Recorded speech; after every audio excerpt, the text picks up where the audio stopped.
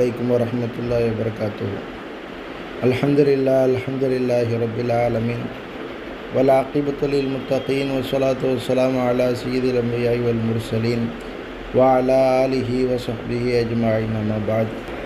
நம்ம தர்காக்களுக்கு எதிரான அந்த இஸ்லாத்தினுடைய ஆதாரங்களாக குர்ஆனிலிருந்தோ ஹதீஸுகளிலிருந்தோ காட்டப்படக்கூடிய ஹதீஸுகளுக்கு உரிய விளக்கங்களை நாம் தொடர்ந்து பார்த்து வருகிறோம். ஏற்கனவே 2 ஹதீஸுகளை நம்ம பார்த்துருந்தோம். அதாவது நபி ஸல்லல்லாஹு அலைஹி வஸல்லம் அவங்க தர்கா கட்டுறதுக்கு எதிராக பேசியிருக்கிறாங்க. அப்போது உம்மு ஹபீபா ரதியல்லாஹு அன்ஹா, உம்மு சலமா ரதியல்லாஹு அன்ஹா அவங்க 2 பேரும் ஒரு கோட்டையை பற்றி வண்ண படங்கள்லாம் வரைக்கப்பட்டிருந்தது அப்படிங்கிறத பற்றி பேசிகிட்டு இருந்தப்ப, அவர்கள்தான் படைப்பினங்களிலேயே மிக கெட்டவர்கள் அப்படிங்கிற அந்த ஹதீஸுடைய விளக்கத்தை நம்ம முன்னால் பார்த்தோம்.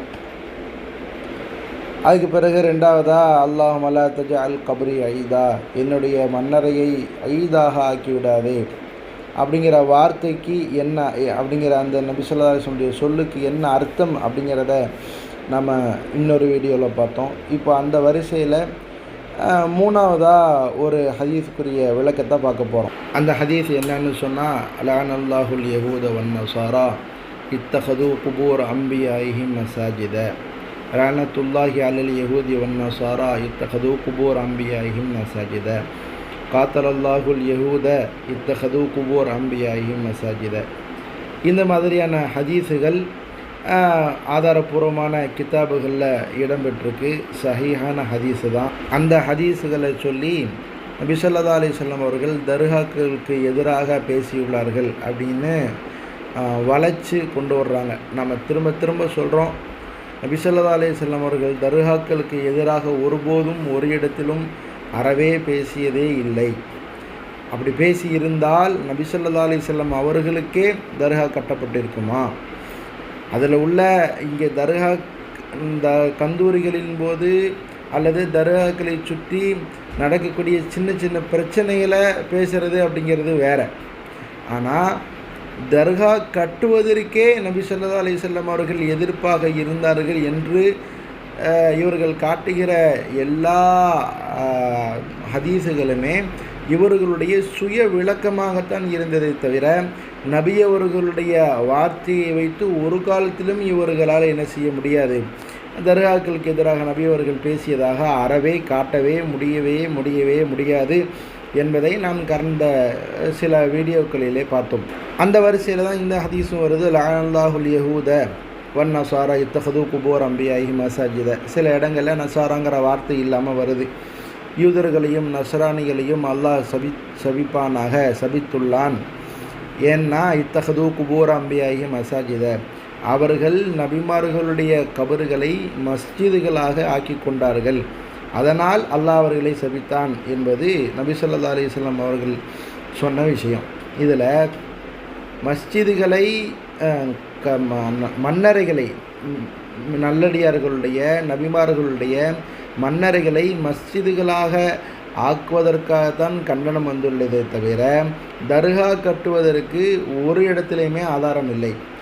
அந்த இத்தஹது குபூர் அம்பியாயிஹிம் மசாஜித அப்படிங்கிறதுக்கு இவங்க என்ன அர்த்தம் சொல்கிறாங்கன்னா, நபிமார்களுக்கு பள்ளிவாசல் கட்டி வச்சுருவாங்க, அந்த மாதிரி இவங்க அவுலியாக்களுக்கு தர்கா கட்டி வச்சு அதில் உட்காந்து இபாதத் செஞ்சிட்ருக்கிறாங்க என்கிற ஒரு பொய்யை அவர்கள் கட்டவிழ்த்து கொண்டிருக்கிறார்கள். அப்படி ஒரு இடத்துலையுமே இபாதத்துகள் நடக்கலை. அவங்க என்ன பண்ணுறாங்க அப்படின்னா, தர்காக்களை ஜியாரத் செய்வதற்கு மன்னரைகளை நல்லடியார்களுடைய கபர்களை ஜியாரத் செய்வதற்காக வேண்டி வருபவர்கள் கொஞ்சம் பனியிலிருந்தும் குளிரிலிருந்தும் வெயிலிருந்தும் பாதுகாக்கப்படுவதற்காக வேண்டி சுற்றி ஒரு கட்டடம் கட்டுறாங்க. அந்த கட்டடத்தினுடைய அழகு அப்படிங்கிறது வேறு. அப்படி ஒரு கட்டடம் கட்டப்படுகிறது. அந்த கட்டடத்தில் யாரும் தொழுகிறது கிடையாது. யாருக்காவது பக்கத்தில் பள்ளிவாசல் இல்லைங்கிற பட்சத்தில் அங்கே ஒரு ஓரமாக தொழுதுக்குவாங்களே தவிர மற்றபடி எல்லா தர்காக்கள்லையுமே ஃபேமஸான ஏர்வாடியோ அல்லது நாகூரோ அல்லது திருச்சியோ உலகத்தில் எங்கே தர்காக்கள் பிரபலமாக இருக்கிறதோ அந்த எல்லா பிரபலமான தர்காக்களிலும் பள்ளிவாசல் என்று தனியாக இருக்கிறது, அது அல்லாஹ்வுக்குரியது, அங்கு அல்லாஹ் தொழப்படுகிறான். இங்கே தர்காக்களில் வருபவர்கள் ஜியாரத்திற்காக வேண்டி வருகிறார்களே தவிர யாரும் அவர்களை தொழுவதற்காக வரவில்லை. அப்படி தொழுவதற்காக இவர்கள் வருகிறார்கள் என்று விஷம பிரச்சாரம் சில போலி தொழுகையர்களால் செய்யப்படுகிறது. மற்றபடி ஒரு காலத்திலையுமே ஜியாரத்துக்கு போகக்கூடிய நாங்கள் சொல்கிறோம், தர்காவுக்கு போகக்கூடிய நாங்கள் சொல்கிறோம், இல்லை நாங்கள் அவங்கள வணங்குறதுக்காக போகலை, நாங்கள் அங்கே ஜியாரத்துக்காக போகிறோம் அப்படின்னு நாங்கள் சொல்கிறோம். இல்லை நீங்கள் ஜியாரத்துக்கு போகலை, நீங்கள் வணங்குறதுக்காக தான் போகிறீங்க அப்படின்னு எங்களுடைய செயலில் உள்நோக்கத்தை இவங்க தான் கற்பிக்கிறாங்க. நாளைக்கு கியாமத்து நாளில் அல்லாஹ் முன்னாடி இவங்களை நிப்பாட்டி, யா அல்லாஹ் நான் உன்னைத்தான் வணங்கிக்கிட்டு இருந்தேன், லா இலாஹ இல்லல்லாஹ் முஹம்மது ரசூலுல்லாஹ்னு கலிமா சொல்லியிருந்தேன், அதை ஈமான் கொண்டிருந்தேன், அதன் அடிப்படையில் தான் பள்ளிவாசலில் நான் உன்னை தொழுதேன், அங்கே நீ சுண்ணத்தாக்கியிருக்கனால ஜியாரத்துக்காக போனேன். ஆனால் இவங்க என்ன பண்ணுறாங்கன்னா தர்காவுக்கு போன ஒரே காரணத்தினால இல்லை இவங்க அல்லாஹ்வை வணங்கலை, அவுலியாக்களை தான் வணங்குறாங்க அப்படின்னு என்னுடைய ஈமானில் களங்கம் கற்பிக்கிறார்கள் யா அல்லாஹ் அப்படின்னு அல்லாஹ் முன்னாடி இவங்களை நிப்பாட்டி நிச்சயமாக நான் கேள்வி கேட்பேன். ஏன்னா எனக்கும் என்னுடைய தாயினுடைய உறவுக்கும் யாராவது களங்கம் கற்பித்தால் அது எவ்வளவு மோசமானதோ, எனக்கும் என் சகோதரிக்குமான உறவிலே யாராவது களங்கம் கற்பித்தால் அது எவ்வளவு மோசமானதோ, அதைவிட பல 100 மடங்கு மோசமானது எனக்கும் என் அல்லாஹ்வுக்குமான அந்த உறவிலே, அந்த ஈமானிலே யாராவது களங்கம் கற்பித்தால் அதைவிட வெகுண்டள வேண்டும், அதைவிட ஈமானிய ரோஷம் ஒரு முஃமினுக்கு வர வேண்டும். அந்த அடிப்படையில் தான் அல்லாஹ்வுக்கும் எனக்குமான அந்த உறவிலே, அந்த ஈமானிலே களங்கம் கற்பிக்கிற இந்த தற்குறிகளுக்கு எதிராக நாம் காட்டமாக சில நேரங்களில் பேச வேண்டி வந்துவிடுகிறது. சரி, இப்போ இந்த ஹதீஸுகளுக்கு வந்துடுவோம். அது யதார்த்தத்தை முதல்ல நம்ம சொல்லிடுவோம். தர்காவுக்கு போகிறோம், நம்ம அவங்கள வணங்குறதுக்காக போகலை அப்படிங்கிற அந்த யதார்த்தத்தை முதல்ல நம்ம சொல்லிடுறோம். அந்த தெளிவு தர்காக்களில் உள்ளவர்களுக்கோ, தர்கா கட்டியவர்களுக்கோ, தர்காவுக்கு செல்பவர்களுக்கோ இருக்குது. என்ன தெளிவு இருக்குது? அல்லாஹ் வேறு, அவுலியாக்கள் வேறு. அதனால தான் அவுலியாக்கள் நாங்கள் கபறுகளைத்தான் பள்ளிவாசல்களாக, மஸ்ஜிதுகளாக, வணங்கும் இடங்களாக எடுத்துக்கொள்கிறோம் அப்படிங்கிறது உண்மையாக இருந்தால் எங்களுக்கு தர்கா மட்டுமே போதுமே. எங்களுக்கு எதுக்கு பள்ளிவாசல்? நாங்கள் ஏன் பள்ளிவாசல் பக்கத்தில் கட்டி வச்சுருக்கோம்? எங்களுக்கும் அதுக்கு என்ன தேவை? அந்த ஊரில் பள்ளிவாசல்கள் இல்லாமையா தர்காவுக்கு பக்கத்தில் நாங்கள் பள்ளிவாசலை கட்டி வச்சுருக்கோம்? அப்போது பள்ளிவாசல்கள் என்பது அல்லாஹ்வை வணங்குவதற்காக வேண்டி உள்ளது, தர்கா என்பது ஜியாரத்துக்காக வேண்டி உள்ளது. உங்களுக்கு விமர்சனம் இருந்துச்சுன்னா தர்கா என்பது தனியாக கட்டலாமா அப்படின்னா அந்த விமர்சனத்தை தனியாக வைங்க. ஆனால் தர்காக்களுக்கு செல்பவர்களை, அவர்கள் அங்குள்ள அடங்கியிருப்பவர்களை வணங்குவதற்காகத்தான் செல்கிறார்கள் என்று தப்பான அர்ப்பத்தை பொய்யாக கற்பிக்காதீர்கள். உங்களுடைய உலக வாழ்க்கையினுடைய சுகங்களுக்காக காசு பணம் வர வேண்டும் என்பதற்காக கற்பிக்காதீர்கள். அது ரொம்ப மோசமான ஒரு செயல். இப்போ ஹதீஸுக்கு வருவோம். அந்த 3வது ஹதீஸுக்கு வந்துடுவோம். லானல்லாஹுல் யஹூத இத்தஹது குபூர் அம்பியாயி மசாஜித. யூதர்களை அல்லாஹ் சபிப்பானாக, அவர்கள் தங்களுடைய நபிமார்களுடைய கபறுகளை பள்ளிவாசல்களாக எடுத்துக்கொண்டார்கள். இதுக்கு என்ன அர்த்தம்னு நீங்களும் சொல்ல வேணாம், நானும் சொல்ல வேணாம். நம்ம கித்தாபுகளில் என்ன இருக்குதுன்னு பேசாமல் பார்த்துருவோம். ஃபத்துஹுல் பாரியினுடைய 1வது பார்ட்டில் 48வது பாபு கித்தாபு ஸலா, தொழுகை பற்றி பேசி வரக்கூடிய பாடங்களில் 48வது பாபு இப்படி அமைஞ்சிருக்கு. ஹல் தும்பஷு குபூரு முஷ்ரிக்கில் ஜாஹிலியத்தி வயுத்தகது மகானுஹா மசாஜித இப்படிங்கிற தலைப்பில் ஒரு பாப் இருக்குது. நான் ஏன்னா அந்த ஹதீஸு அதனுடைய விளக்கங்களை நீங்கள் எடுத்து பார்க்கறதுக்கு வசதியாக இருக்கும் அப்படிங்கிறதுக்காக வேண்டி அந்த பாபை நான் சொல்கிறேன். அதில் 428வது 427வது ஹதீஸுக்கு கீழே இந்த விளக்கம் வருது. அந்த பாபுக்கு கீழேயே முதல்ல என்ன சொல்கிறாங்கன்னு சொன்னால், இந்த லானல்லாஹுல் யஹூத யுத்தஹது குபூர் அம்பியாயி மசாஜித அப்படிங்கிறத போட்டுட்டு அந்த ஹதீஸை எழுதிட்டு, வமா யுக்ரஹு மினஸ் ஸலாத்தி ஃபில் குபூரி, கபறுகளிலே தொழுவது மக்ரூஹான ஒன்றாகும். வரஆ உமரு அனஸபன மாலிக்கின் ரதியல்லாஹு அன்ஹுமா, உமர் ரதியல்லாஹு அன்ஹு அனஸபன மாலிக் ரதியல்லாஹு அன்ஹு அவர்களை யுஸல்லி இந்த கபரின், ஒரு கபருக்கு பக்கத்தில் தொழ கண்டார்கள். நல்லா கவனிக்கணும், அவங்க கபரை தொழுகலை, கபருக்கு பக்கத்தில் தொழுகிறாங்க. பள்ளிவாசல் இல்லாமல் இருந்திருக்கலாம், அல்லது ஜுஐலத்திலியல் அருள் மஸ்ஜிதா, முழு பூமியும் எனக்கு மஸ்ஜிதாக ஆக்கப்பட்டுள்ளது என்று நபியவர்கள் சொன்ன காரணத்தினால அங்கே தொழுது கொள்ளலாம் என்கிற அனுமதி இருக்கிற காரணத்தினாலோ ஏதோ ஒரு காரணத்தினாலோ அனஸ் இப்னு மாலிக் ரலியல்லாஹு அன்ஹு ஒரு கபருக்கு பக்கத்தில் தொழுகிறாங்க. அவங்களும் சஹாபி, அதை பார்த்த உமர் ரலியல்லாஹு அன்ஹு சஹாபி. அவங்க என்ன சொல்கிறாங்க, ஃபகால அல் கபர் உமர் ரலியல்லாஹு சொல்லுவாங்க, பக்கத்தில் கபர் இருக்குது அப்படின்னு சொல்கிறாங்க. ஏன்னா அது மக்ரூஹ் என்கிற காரணத்தினால் பார்ப்பவர்கள் அதை அந்த மன்னரையை தான் வணங்குகிறார் என்ற கற்பிதம் என்கிற புரிதல் வந்துவிடக்கூடும் என்கிற காரணத்தினால், அதுவும் சஹாபாக்கள் இப்படி செய்யும் பொழுது பக்கத்தில் ஒருத்தர் இவங்க தொழுதாங்க அப்படின்னு ஒருத்தர் விளங்குவார், இன்னொருத்தர் கபரையே தொழுதார் அப்படின்னு விளங்குவார். சஹாபாக்கள் அப்படிப்பட்ட மார்க்கத்தினுடைய ஹுஜ்ஜத்துகளாக உயரிய அடையாளங்களாக ஆதாரங்களாக இருக்கிற காரணத்தினால் உமர் ரலியல்லாஹு அன்ஹு அவர்கள் அதை சுட்டி காட்டியிருக்கலாம். எச்சரிக்கையாக இருங்க, பக்கத்தில் கபர் இருக்குது என்று அவர்கள் சொல்லுகிறார்கள். ஆனால் அதிலேயே எழுதுகிறாங்க வலம் யம்ருஹு பில் இஆதத்தி. அப்போ கபருக்கு பக்கத்தில் தொழுகை மறுபடியும் தொழு அப்படின்னோம், அல்லது கபரை வணங்கி விட்டா எனவே களிமா சொல் என்றோம் அனஸ் இப்னு மாலிக் ரலியல்லாஹு அன்ஹுவை பார்த்து உமர் ரலியல்லாஹு அன்ஹு சொல்லவில்லை. அது மக்ரூஹ் என்கிற காரணத்தினால் அப்படி எச்சரித்தார்கள். அப்போ இதிலிருந்தே விளங்க தான் கபருக்கு பக்கத்தில் தொழுகிறது மக்ரூஹை தவிர அது என்ன கிடையாதுன்னா, கபருக்கு பக்கத்தில் பள்ளிவாசல் கட்டி பள்ளிவாசலில் போய் தொழுகிறது அது ஜாயிஸ், அதை பற்றி எந்த விதமான இதுவும் கிடையாது. கபருக்கு பக்கத்தில் தொழுகிறத பற்றி நான் பேசிகிட்டு இருக்கிறேன். ஃபத்ஹுல் பாரியில் இந்த பாபுக்கு கீழே 48வது பாபுக்கு கீழே இந்த ஹதீஸுடைய விளக்கமாக பேசிட்டு வர்ற இப்னு ஹஜருல் அஸ்கலானி ரஹ்மத்துல்லாஹி அலைஹி அவங்க இந்த இத்தகது குபூர் அம்பியாயி மசாஜித, அந்த யூதர்கள் தங்களுடைய நபிமார்களுடைய கபறுகளை மன்னரையாக ஆக்கி கொண்டார்கள் அப்படின்னா அதை என்னவாக ஆக்கி கொண்டார்கள்? மஸ்ஜிதுகளாக ஆக்கி வணக்க வழிபாடுக்குரிய தலங்களாக ஆக்கி கொண்டார்கள் இவன் அர்த்தம் வைக்கிறான்.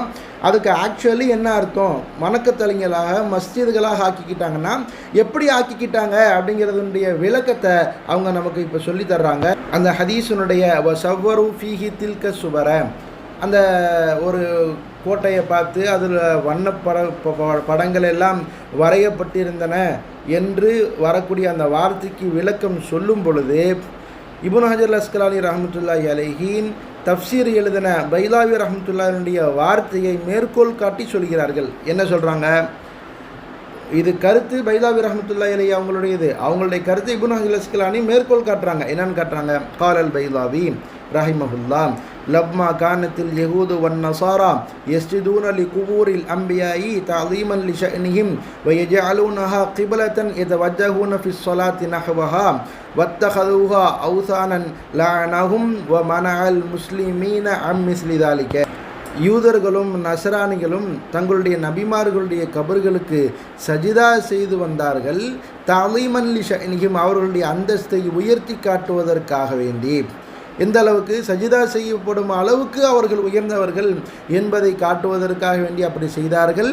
வயஜஅலூனஹா கிப்லத்தன் யதவஜ்ஜஹூன ஃபிஸ் ஸலாத்தி நஹ்வஹா, தொழுகையில் அவங்களுடைய கபறுகளையே முன்னோக்கி தொழ ஆரம்பித்தார்கள்.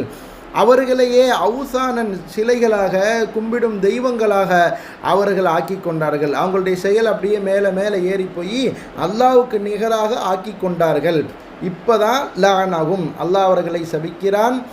மனஅல் முஸ்லிமீன அம் மிஸ்லி ذلك, இது போன்ற செயல்பாடுகளை விட்டும் முஸ்லீம்களை அல்லாஹ் தடுத்தான். இது இப்படியே கொண்டு போனால் எப்படி ஆரம்ப காலங்களில் உருவப்படங்கள் வரைவது ஜாயிஸாக இருந்தது, பிற்காலத்தில் அதுவே ஒரு சிலை கோட்பாட்டுக்கும் தெய்வ வழிபாட்டுக்கும் ஷிர்க்குக்கும் வழிவகுக்கிறதாக ஆனபோது அது தடை செய்யப்பட்டதோ, அதுபோல் இது மாதிரி கபறுகள் கிபிலாவாக ஆக்கப்பட்டது. நபிமார்களுடைய கபறுகள் அதை முன்னோக்கி தொழுகிறது, அவர்களையே தெய்வங்களாக ஆக்கிக் கொள்வது என்கிற அளவுக்கு போன பொழுதுதான் இதை தடை செய்யப்பட்டது. இப்போ விளக்கம் சொல்கிறாங்க. இப்போ அம்னா மனித்தகத மஸ்ஜிதன் ஃபி ஜிவாரி சாலிஹின், ஒரு நல்லடியார்களுக்கு பக்கத்திலே பள்ளிவாசல் கட்டுவது என்பது கசத தபர்ருக்க பில் குர்பி மின்ஹு, அதன் மூலமாக இறை நெருக்கம் கிடைக்கும் என்று தபர்ருக்கை நாடி ஒருவர் பள்ளிவாசல் கட்டினால் அவருடைய நோக்கம் என்ன இல்லை? லத்தஅலீம லஹு, அவர்களை அல்லாஹ் அளவுக்கு கண்ணியப்படுத்துவது என்பது இல்லை. வலத்தவஜ்ஜுஹ நஹ்வஹு, அந்த கபரை முன்னோக்கி தொழுவது அவர்களுடைய கபர்களை கிபிலாவாக ஆக்குவது என்ற நோக்கம் இல்லை என்று சொன்னால் ஃபலா யத்ஹுலு ஃபீ ذلكல் வஈதி, இந்த கண்டனத்திலே இந்த எச்சரிக்கையிலே இந்த மாதிரி கற்றவங்க உள்நுழைய மாட்டார்கள் அப்படின்னு கருத்து யார் சொல்கிறா? பைலாவி ரஹ்மத்துல்லாஹி அலைஹி சொல்கிறாங்க. அந்த கருத்தை இப்னு ஹஜர் அஸ்கலானி ரஹிமஹுல்லா எடுத்து தன்னுடைய ஃபத்ஹுல் பாரியில் எழுதுகிறாங்க. 48வது பாபுக்கு கீழே எழுதுகிறாங்க. அப்போது அந்த அவர்களுடைய கபறுகள் மஸ்ஜிதுகளாக ஆக்கப்பட்டது தான். இப்போது நாம் அதான் சொல்கிறோம், நம்ம தர்காக்களுக்கு ஜியாரத் செய்கிறதுக்காக வர்றவங்க கபர்லேயே தொழுகிறது, அதுக்கு பக்கத்திலேயே தொழுகிறது அப்படிங்கிறது மக்ரூஹு. பக்கத்தில் பள்ளிவாசல் இருந்ததுன்னு சொன்னால் பள்ளிவாசலில் போய் தான் தொழுகிறாங்க, தொழணும், அப்படி தொழுகிறது தான் சிறந்தது, அதுதான் உண்மை. கபரிலே ஒருத்தர் தொழுகிறான்னு கூட தொழுக நேரம் வந்துருச்சுன்னு பக்கத்தில் அல்லாஹ்வை தொழுகிறாரே தவிர மன்னரையை முன்னோக்கி அவர்கள் யாரும் தொழுவதில்லை. ஒரு கால் அறியாமையில் அப்படி தொழப்படுமேயானால் அது தவிர்க்கப்பட வேண்டியது தான். அதில் எங்களுக்கு எந்த விதமான மாற்று கருத்தும் இல்லை. நாங்கள் அப்படி தவிர்க்கவும் செய்கிறோம், தடுக்கவும் செய்கிறோம். நாங்கள் தொழும் பொழுது தர்காவுக்கு போய் எங்கள் பக்கத்தில் பள்ளிவாசல் இல்லைன்னா அப்படி தொழுகிறதுக்கான இடம் தேடும் பொழுது நாங்கள் கபருக்கு பக்கத்திலேயோ பக்கவாட்டிலேயோ அல்லது கபரை தாண்டி முன்னையோ இடம் இருந்துச்சுன்னா அங்கே போய் தான் நாங்கள் தொழுகிறோமே தவிர தர்காவில் நாங்கள் தொழுகிறது கிடையாது. அப்போ உடனே ஒரு கேள்வி கேட்கலாம், என்னங்க இப்படி சொல்கிறீங்க, வலைதளங்களில் எத்தனையோ ஃபோட்டோக்கள் வருது, கபறுகளையே சுற்றி எப்படி காபத்துல்லாவை சஜிதா செய்கிறாங்களோ காபத்துல்லாவை, அதே மாதிரி அந்த நல்லடியார்களுடைய கபரை முன்னோக்கி சஜிதா செய்கிற மாதிரி ஃபோட்டோக்கள் வருதே அப்படின்னு கேட்கலாம். இது 3 விதமாக இருக்குது. ஒன்று, அறியாமையில் நம்ம ரொம்ப புவரான ஈமானிய புவரான முஸ்லீம்கள் சில பேர் அறியாமையில் செய்கிறாங்க தான், அவங்களுக்கு அங்கே இருக்கக்கூடியவங்க சொல்கிறாங்க தான். இதெல்லாம் நாங்களே கண்ணால் பார்க்குறோம். அப்படி பார்க்கும்போது அவங்களுக்கு தனிப்பட்ட முறையில் அவங்களுக்கு சொல்லி அனுப்புகிறோம். ஒன்று, சில பேர் என்ன செய்கிறாங்கண்டா அந்த கபறுகளை முத்தமிடுகிறார்கள் அப்படிங்கும்போது முகத்தில் தான் நெத்தியும் இருக்குது, முகத்தில் தான் உதடும் இருக்குது. இவங்க முத்தமிடும் பொழுது உதட்டை கொண்டு போய் முத்தமிடுகிறார்கள். ஆனால் அவர்கள் நெற்றியை வைப்பதாக தவறான குற்றச்சாட்டு வைக்கிறார்கள். அது முழுக்க பிழையானது. இது தெரியும் அவங்களுக்கு. இல்லைங்க, நாங்கள் முத்தம் தான் இடுறோம், நாங்கள் சஜிதா செய்யலை, பாருங்கள் நெத்தி படலை.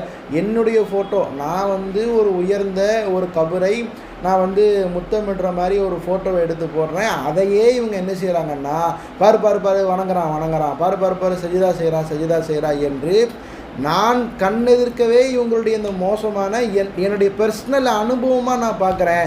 இவங்க இந்த கருத்துக்களை எப்படியெல்லாம் வளைச்சு இதை மாற்றுறாங்க அப்படிங்கிறத நம்ம பார்க்க முடியுது. ஏன்னா இவர்கள் இந்த கருத்துக்களால் தான் வளர்ந்தார்கள், இந்த மாதிரியான பொய் பிரச்சாரங்களால் தான் இவங்க வளர்ந்தாங்க. அதனால் இவங்களுக்கு அது போன்ற கண்டென்ட்டுகள் தேவைப்படுகிறது. அதனால் இவங்க வீம்புக்குன்னு என்ன செய்கிறாங்கன்னா இதையெல்லாம் செய்கிறாங்க. அப்படி யாரும் சஜிதா செய்வது கிடையாது. அப்படி ரொம்ப ரேராக செய்யப்படுது. அப்படி செய்யப்படுதுன்னு சொன்னால் அது ரொம்ப ரேர். சில நேரங்களில் மாற்று மத சகோதரர்கள் செய்கிறாங்க, அவங்களுக்கு நாங்கள் சொல்லி அனுப்புகிறோம். அப்போது ஒன்று, அறியாமையில் செய்யப்படுகிறது, அது தடுக்கப்படுகிறது ஆலிம்களால். ரெண்டாவது, முத்தம் கொடுக்கப்படுகிறது, அது சஜிதா செய்வதாக பொய் கற்பிக்கப்படுகிறது சில போலி தௌஹீதியர்களால். மூணாவது, இவங்களே இந்த போலி தௌஹீதியர்களே என்ன பண்ணுறாங்கன்னா இவங்களுடைய மாநாடுகளில் ஒரு கிளிப்பு காட்டணும், வலைதளங்களில் ஃபோட்டோ போடணும் என்பதற்காக வேண்டி வேன் வச்சு புர்கா போட்ட பெண்களை அழைத்து சென்று தொப்பி போட்ட முஸ்லீம்களை நாடக நடிகர்களை போல இவங்க செட் பண்ணி மேக்கப்லாம் போட்டு கூட்டிகிட்டு போய் ஆரவமற்ற ஒரு தனி தர்காவில் போய் இவங்கெல்லாம் சஜிதா செய்ய வச்சு ஃபோட்டோ எடுத்து இவங்க என்ன செய்கிறாங்கன்னா அனுப்புகிறாங்க. ஷூட்டிங் பண்ணி இந்த காட்சிகளை எல்லாம் இவர்கள் எடுத்து செய்கிறார்கள். ஏன் செய்கிறார்கள்னா இதுதான் அவங்களுடைய வருமானம். இதை வச்சு தான் அவங்க வாழ்ந்துட்டு இருக்கிறாங்க. இந்த மாநாடு வசூல்னு சொல்கிறானே அதில் களவாண்டு தின்பதற்காக வேண்டியும் இந்த கொள்கைகள் இருந்தால்தான் இயக்கம் நடத்த முடியும், இயக்கம் நடத்தினால்தான் வயிறு வளர்க்க முடியும், வாழ முடியும் என்கிற காரணத்தினால்தான் இவர்கள் என்ன பண்ணுறாங்கன்னா, எப்படி கம்பெனி இருந்தால் தான் அங்கே உள்ள வேலையாட்களுக்கும் வேலை, சம்பளம், அங்கே முதலாளிக்கும் வாழ்வாதாரம் அப்படின்னு எப்படி இருக்கும், அந்த மாதிரி இயக்கங்கள் இங்கே உள்ள தலைவர்களுக்கும் இங்கே உள்ள தொண்டர்களுக்கும் பல நேரங்களில் சோடு போடுகிறது. அதன் காரணத்தினால் இவர்கள் இந்த கொள்கையை இப்படி வலிந்து காப்பாற்றுகிறார். ஷூட்டிங்லாம் பண்ணி காப்பாற்றணுங்கிற அளவுக்கு இவங்க மோசமான நிலைக்கு மாறிட்டாங்க. வல்ல ரஹ்மான் அவர்களையும் காப்பானாக, நம்மையும் காப்பானாக. இது வரைக்கும் 3 ஹதீஸ் இவங்க தர்காவுக்கு எதிராக காட்டக்கூடிய 3 ஹதீஸ்களுக்கு உரிய விளக்கத்தை நாம் பார்த்து விட்டோம். வல்ல ரஹ்மான் ஹதீஸ்களை அதன் யதார்த்தத்தோடு, குர்ஆன் ஆயத்துக்களை அதன் யதார்த்தத்தோடு புரியக்கூடிய நல்ல தௌஃபீக்கை நம்ம அனைவருக்கும் தந்தல் புரிவானாக. வாஹிர் தஅவானா அல்ஹம்துலில்லாஹி ரப்பில் ஆலமீன். அஸ்ஸலாமு அலைக்கும் வரஹ்மத்துல்லாஹி வபரகாத்துஹு.